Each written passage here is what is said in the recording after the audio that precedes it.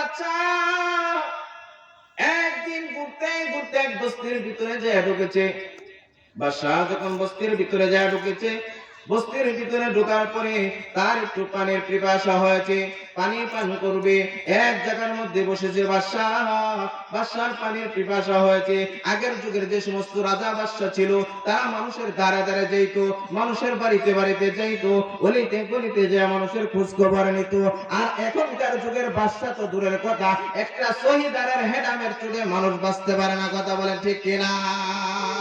الحمد لله وحده والصلاة على من لا نبي بعده أما بعد فأعوذ بالله من الشيطان الرجيم بسم الله الرحمن الرحيم قل للمؤمنين يغضوا من أبصارهم ويحفظوا فروجهم ذلك أزكى لهم إن الله خبير بما يصنعون الله رب العالمين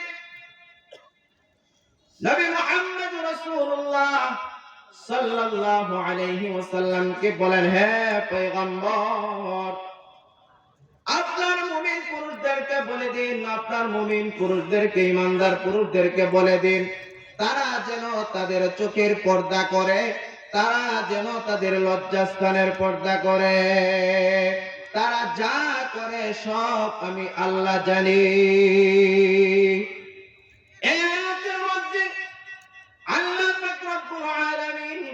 পুরুষের জন্য দুইটা পর্দা দিয়েছেন। কয়টা পর্দা? আল্লাহ পাক রব্বুল আলামিন বলেন, এক নাম্বার পর্দা হলো পুরুষেরা চোখের পর্দা করবে, চক্ষুকে সংযত করবে। দুই নাম্বার পর্দা হলো পুরুষেরা লজ্জাস্থানের পর্দা করবে, লজ্জাস্থানকে সংরক্ষণ করবে, হেফাজত করবে। দুইটা পর্দার কথা আল্লাহ তাআলা বলেছেন, একটা হলো চোখের পর্দা, আর একটা হলো লজ্জাস্থানের পর্দা।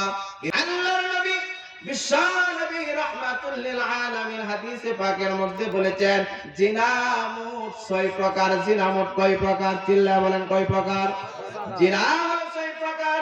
আল্লাহর নবী বিশ্বনবী রাহমাতুল লিল আলামিন বলেন, এক নাম্বার জিনা হলো চোখের জিনা, দুই নাম্বার জিনা হলো মুখের জিনা, তিন নাম্বার জিনা হলো কানের জিনা, চার নাম্বার জিনা হলো পায়ের জিনা, পাঁচ নাম্বার জিনা হলো হাতের জিনা, ছয় নাম্বার জিনা হলো লজ্জাস্থানের জিনা।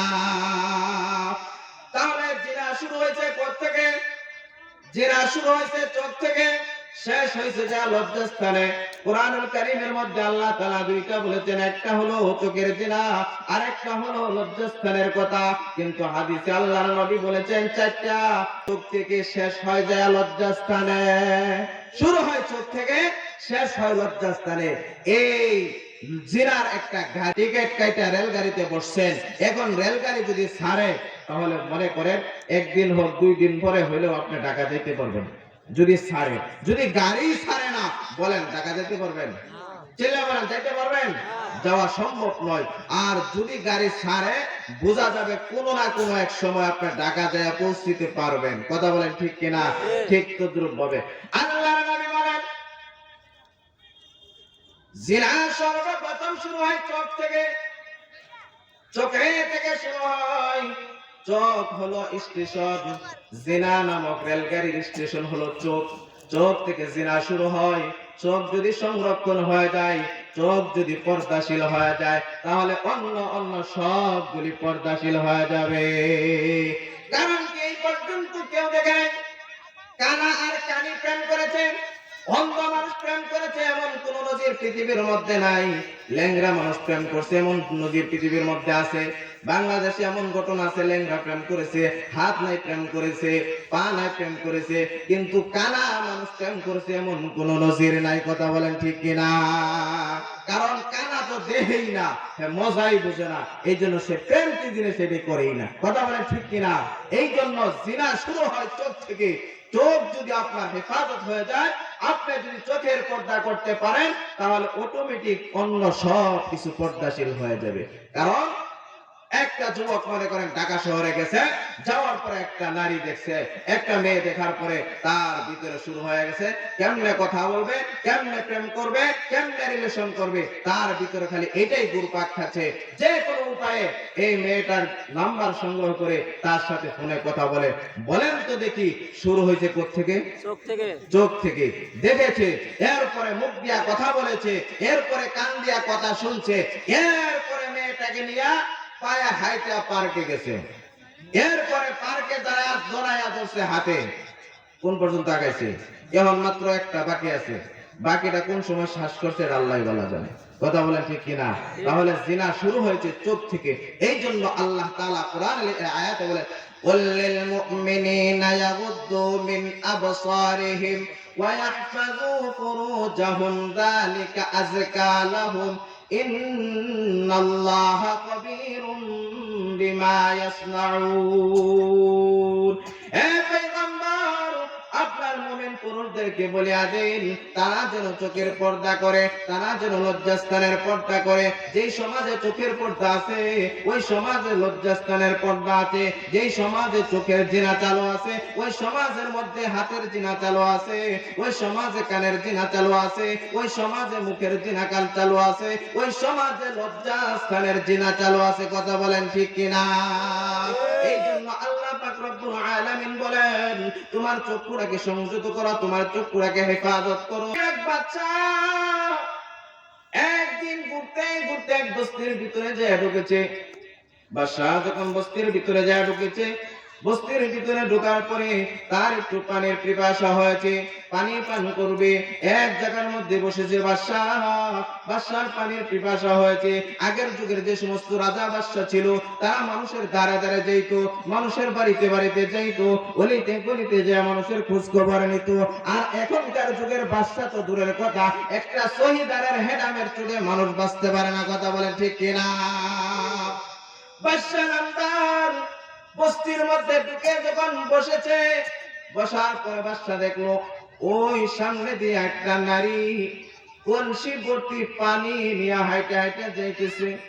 বাদশার নজর গেছে মহিলাটার দিকে। মহিলার দিকে যখন নজর পড়েছে, নজর পড়ার সাথে সাথে বাদশার ভিতরে চিন্তা শুরু হয়ে গেছে। এই মহিলার প্রেমে বাদশা নিজেই পড়ে গেছে, কারণ মহিলাটা ছিল বিশ্ব সুন্দরী।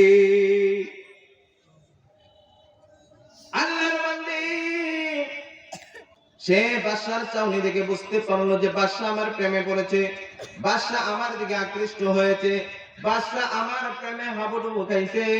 এটা মেয়ে মহিলা নিজে বুঝতে পেরেছে। বুঝতে পারার পরে তার বাড়িতে গেছে। বাড়িতে যাওয়ার পরে বাড়ি থেকে একটা কিতাব নিয়া বাদশার হাতে দিয়া বলতেছে, বাদশা নামদার এই কিতাবটা শুরু থেকে নিয়ে শেষ পর্যন্ত আপনি পড়বেন, এটা আমার অনুরোধ। বাদশা সেখানে বসে বসে সেই কিতাবটা হাতে নিয়ে শুরু থেকে নিয়ে শেষ পর্যন্ত পড়লেন। পড়তে পড়তে পড়তে পড়তে এক পর্যায়ে বাদশা দেখেন লেখা আছে জিনার গুনাহ। কিসের গুনাহ? জিনার গুনাহ। জিনা করলে কি শাস্তি সেটা তিনি ওইখানে দেখলেন। ওয়ালা তাকরাবুজ জিনা ইন্নাহু কানা ফাহিশা। আল্লাহ রাব্বুল আলামিন বলেন জিনা হলো সবচেয়ে বড় ফাহিশার কাজ। যার শরম নাই, লজ্জা নাই, হায়া নাই, এই ব্যক্তি জিনার মতন কাজ করতে পারে। কথা বলেন ঠিক কিনা? বাদশা যখন দেখলেন যে এখানে জিনার গুনাহ লেখা আছে, জিনা করবে না। কথা বলেন ঠিক কিনা? এটা এদের অভ্যাস। আর ওই মহিলাটা বিকাল বেলা যখন তার স্বামী কাজ থেকে বাড়িতে আসছে, আসার পরে আল্লাহর বান্দি তার স্বামীকে ডাক দিয়ে বলে, হে প্রাণের স্বামী, আজকে আমার সাথে এমন একটা ঘটনা ঘটে গেছে। আমাদের যে বাদশা এই বস্তিতে ঢুকেছিল, বাদশা যখন বস্তিতে ঢুকেছে, ঢোকার পরে আমাকে দেখেছে। আমাকে দেখার পরে বাদশার অঙ্গভঙ্গিতে আমি বুঝতে পেরেছি বাদশা নিজে আমার প্রেমে পড়েছে। আমি বুঝতে পেরেছি বাদশা আমার প্রেমে পড়ে গেছে। স্বামী শোনার পরে তার স্ত্রীর সাথে থাকা একেবারে বন্ধ করে দিয়েছে। আর স্বামী স্ত্রীর সাথে তেমন কোনো মিশে না, তেমন কথাবার্তা বলেও না, তার সাথে রাত্রি যাপনও করে না। এইভাবে যখন কয়েকদিন চলতেছে, চলার পরে স্ত্রী দেখলো যে স্বামীর সাথে আস্তে আস্তে দূরত্ব সৃষ্টি হচ্ছে। কি করা যায়? স্ত্রীরা চিন্তা করে, মহিলাটা তার শ্বশুর বাড়ির শ্বশুর এবং শাশুড়ি আপনজন যারা আছে তাদেরকে বিষয়টা অবগত করলো, তাদেরকে জানাইলো। জানানোর পরে নিজের বাপের বাড়ি, নিজের বাবা এবং মা আপনজন যারা আছে সবাইকে একত্রিত করে একদিন মজলিসে বসলো। বসার পরে মেয়েটা সম্পূর্ণ ঘটনাটা তাদের সকলের সামনে উপস্থাপন করলো, কি করা যায়, কিভাবে সমাধান করা যায়। তখন সকলেই পরামর্শ করে সিদ্ধান্ত করলো, আমরা সবাই মিলে বাদশার কাছে যাব, বাদশার কাছে যায় আমরা এই বিষয়টাকে সমাধান করব। এই সিদ্ধান্তই ফাইনাল করে তারা সবাই মিলে চলে গেল বাদশার কাছে।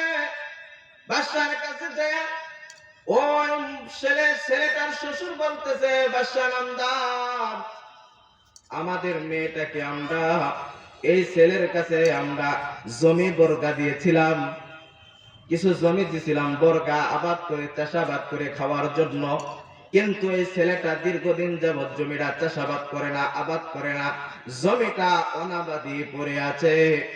এইভাবে যখন বললেন, বাদশা জিজ্ঞাসা করলেন, হে ছেলে, তোমাকে কে নিষেধ করেছে জমি আবাদ করতে? কে তোমাকে বাধা দিয়েছে জমি অনাবাদি রেখে দিতে? কে বলেছে? ছেলেটা বলে, বাদশা নামদার, আমার জমির উপরে সিংহ সওয়ার হয়েছে, সিংহের সাথে লড়ার ক্ষমতা আমার নাই, সিংহের সাথে প্রতিবাদ করার শক্তিও আমার নাই, সিংহের সাথে লড়ার মতন সাহসও আমার নাই। হে বাদশা নামদার, সিংহের ভয়ে আমি জমিটা অনাবাদি রেখে দিয়েছি। এতটুকু কথা বলতে না বলতে বাদশার কান খাড়া হয়ে গেছে। আসলে বিষয়টা কি বুঝাইতে চায় আর কি বলতে চায়, বাদশা বিষয়টা সম্পূর্ণ ঘটনা এখন বুঝে গেছে। সিংহ বলতে আমাকে বুঝাইছে, আমি তার স্ত্রীর দিকে নজর দিয়েছি, এটাকে তিনি সিংহ বলে বুঝাইতেছে। তখন ছেলেটাকে বলতেছে, হে ছেলে, আজকে থেকে তুমি নিশ্চিন্তায় তুমি জমি আবাদ করো, আজকে থেকে তোমার জমি থেকে সিংহ দূর হয়ে গেছে। এরপরে বাদশা নিজে কি করলেন, উজিরকে ডাক দিয়ে বললেন, হে উজির, এই স্বামী স্ত্রী দুজনকে পুরস্কৃত করা হবে, আমার রাজমহল থেকে রাষ্ট্রীয়ভাবে তাদেরকে পুরস্কার দেওয়া হবে। বাদশা নিজে তাদের দুজনকে পুরস্কার তুলে দিয়েছে। সুবহানাল্লাহ। ও মুসলমান বন্ধু, আমি এই জন্যই বলতে চাচ্ছি যে মানুষের চোখের দেখার কারণে জিনা সংগঠিত হয়, চোখের দেখার কারণে মানুষের খারাপের দিকে ধাবিত হয়। এই জন্য আল্লাহ বলেছেন, কুল্লিল মুমিনিনা ইয়াগুদ্দু মিন আবসারিহিম ওয়া ইয়াহফাযু ফুরুজাহুম যালিকা আযকা লাহুম ইন্নাল্লাহা খাবীরুম বিমা ইয়াসনাউন। হে মুহাম্মদ সাল্লাল্লাহু আলাইহি সাল্লাম, আপনার মুমিন পুরুষদেরকে বলে দিন তারা যেন চোখের পর্দা করে, তারা যেন লজ্জাস্থানের পর্দা করে। আপনার মুমিন পুরুষদেরকে বলে দিন তারা যেন চোখের পর্দা করে, লজ্জাস্থানের পর্দা করে। চোখের পর্দা লজ্জাস্থানের যদি পর্দা করে তাহলে তারা সম্পূর্ণ জিনা থেকে নিরাপদ থাকতে পারবে। কথা বলেন ঠিক কিনা? সম্মানিত হাজিরিন, আল্লাহ তাআলা এই কথাগুলির উপর আমাকে সহ সকলকে বোঝার এবং আমল করার, আমাদের চক্ষুকে সংযত করার, চক্ষুকে হেফাজত করার তৌফিক দান করুন। সকলে বলে আল্লাহুম্মা আমিন। ওয়া আখিরু দাওয়ানা আলহামদুলিল্লাহি রাব্বিল আলামিন।